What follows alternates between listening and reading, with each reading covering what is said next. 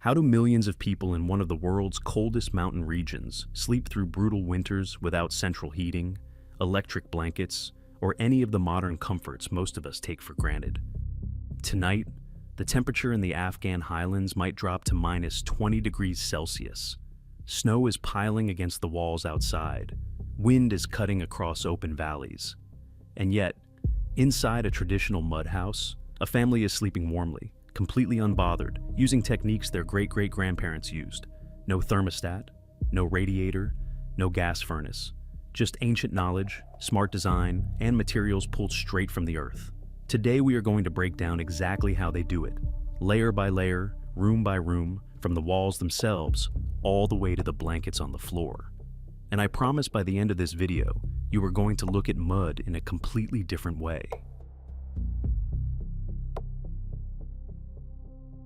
Let me paint you a picture of what winter actually looks like in rural Afghanistan.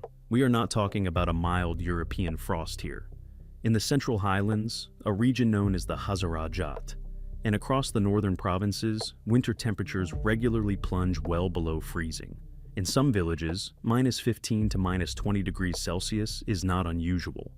Snowfall can be so heavy that entire villages get cut off from the outside world for weeks at a time. Roads disappear. Supply lines go quiet. Strong mountain winds tear across open terrain with nothing to slow them down. Now here is the thing that makes this even more remarkable. These are not wealthy communities. They do not have the luxury of importing truckloads of propane or connecting to a national gas grid. Fuel supplies are genuinely limited. Coal and firewood are expensive relative to local incomes and not always easy to source in remote areas. Modern heating infrastructure simply does not exist in most of these villages. And yet, generation after generation, rural Afghan families have endured these winters inside homes. They build themselves from the ground up, using materials they dig out of the earth nearby. The question is not whether they survive. They clearly do. The question is how, and the answer starts with the buildings themselves, specifically what those buildings are made of. Because once you understand the material, everything else begins to make sense. So, why mud? It sounds almost too simple, right? In a country dealing with extreme cold, why would you build your home from mud and straw? The answer, when you actually think about it, is incredibly logical. Traditional Afghan houses are constructed using what builders and architects call adobe bricks. These are made by mixing clay, mud, water, and chopped straw together into a thick paste, pressing that paste into rectangular molds, and then leaving the bricks to dry and harden under the sun. The Dari word for this type of sun-dried mud brick is kesht. And kesht has been used across Central Asia for thousands of years because it works brilliantly in this type of climate. First, the raw materials cost almost nothing because they come directly from the local land. You do not need to import steel or concrete or specialized lumber. The soil beneath your feet is your building material. Second, once dried properly, these bricks become genuinely strong. They can support heavy loads, they resist compression well, and they bond together into walls that last for decades, sometimes much longer.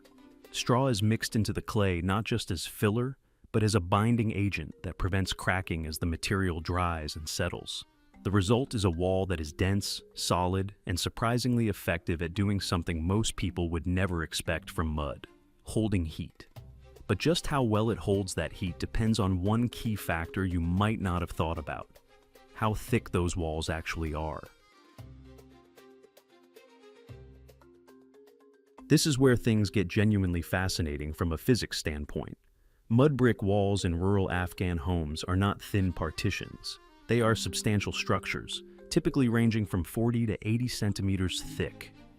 To put that in perspective, a standard interior wall in a modern Western home might be around 10 to 15 centimeters. Afghan mud walls are 4 to 6 times thicker than that. Why does thickness matter so much?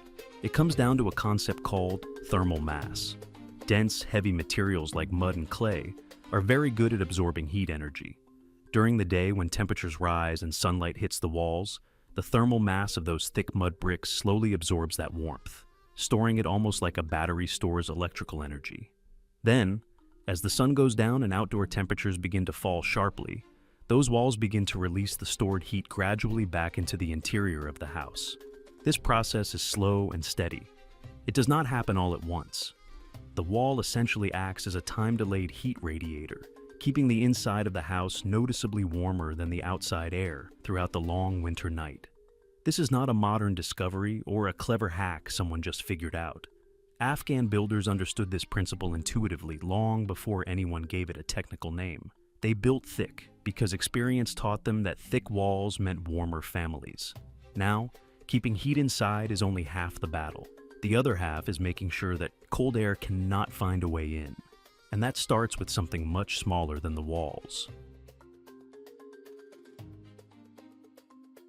Take a look at photographs of traditional Afghan village homes, and you will notice something immediately. The windows are tiny, not small by modern standards, genuinely tiny. Sometimes little more than narrow slits or modest square openings. This is not because the builders ran out of materials or lacked the skill to make larger openings. It is a completely deliberate architectural choice that serves a very specific thermal purpose. Every opening in a building, whether it is a window, a door gap, or a ventilation hole, is a potential pathway for heat to escape and cold to enter. Glass, even modern double-glazed glass, is a far weaker insulator than a solid wall.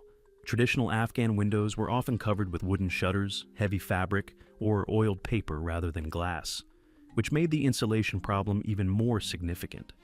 By keeping windows small and minimizing the number of openings altogether, traditional builders dramatically reduced what engineers today call heat loss through conduction and infiltration. Cold air simply had fewer places to sneak in during the night. Warm air had fewer routes of escape. The interior of the home stayed more stable in temperature because the thermal envelope, the boundary between the warm inside and the freezing outside, was kept as tight and solid as possible. This philosophy of minimizing openings also connects to something else about traditional Afghan home design that adds yet another layer of protection against the cold. It involves the way the house itself is arranged around a central space that serves a purpose beyond just aesthetics. Wind is, in many ways, a more immediate threat to warmth than raw temperature alone.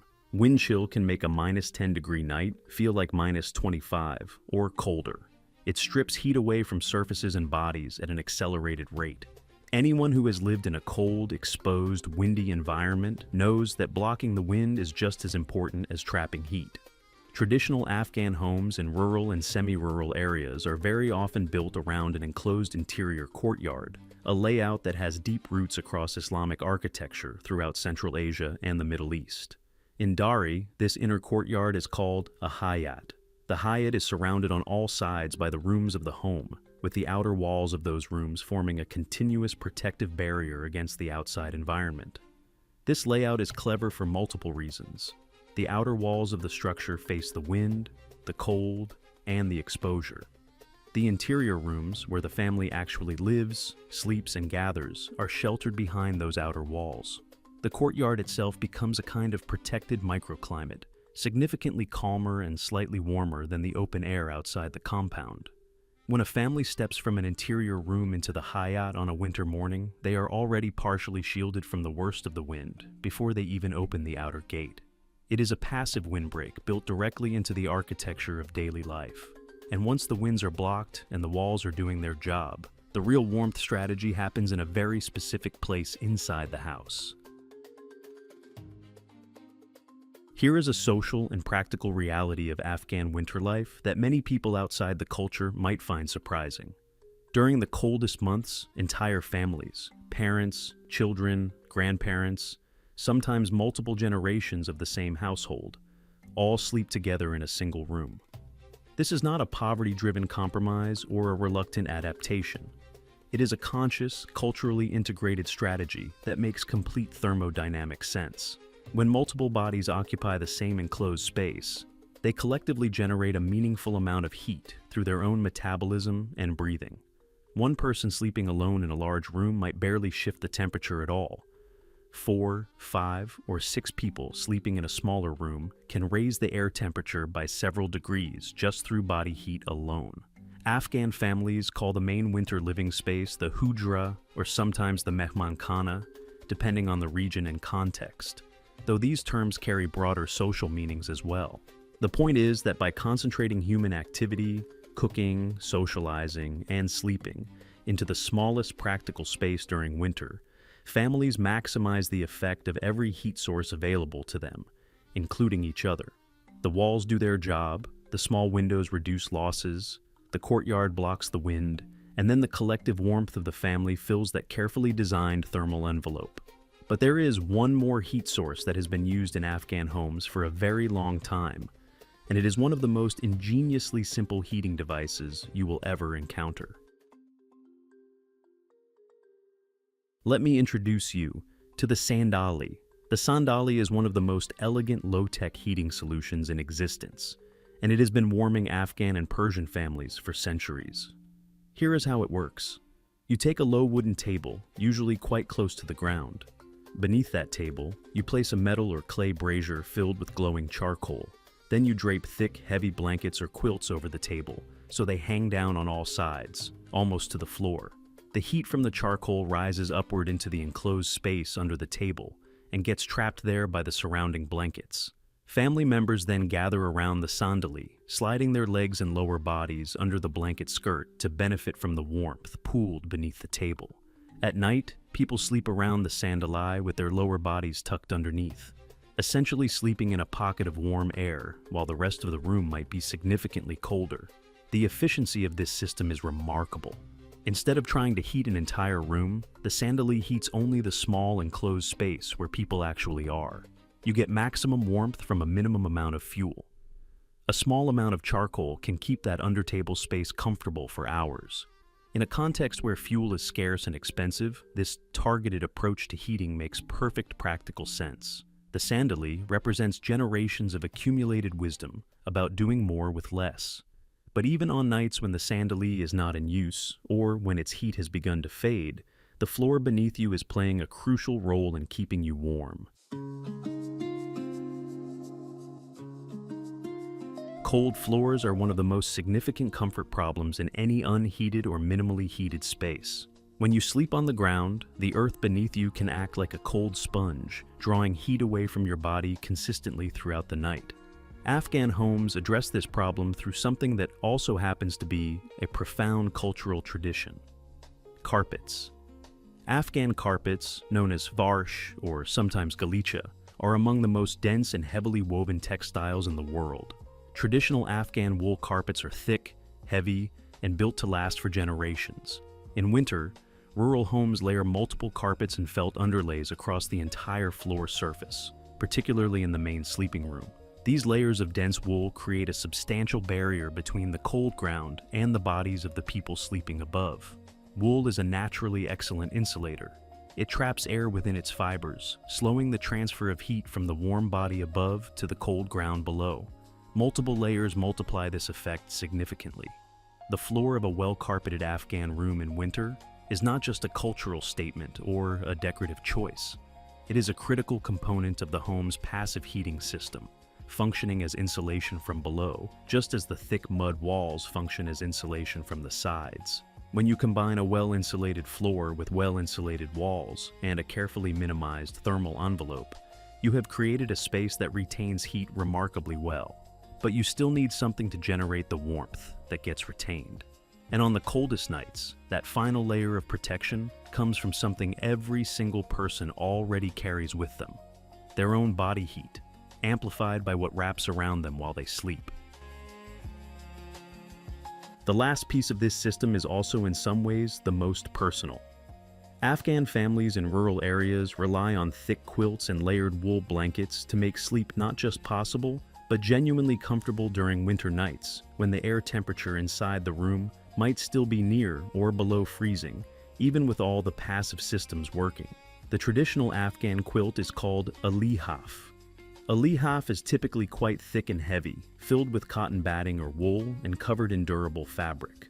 Unlike a thin blanket, a lihaf creates a substantial insulating layer that traps body heat within a small enclosed microclimate right around the sleeping person.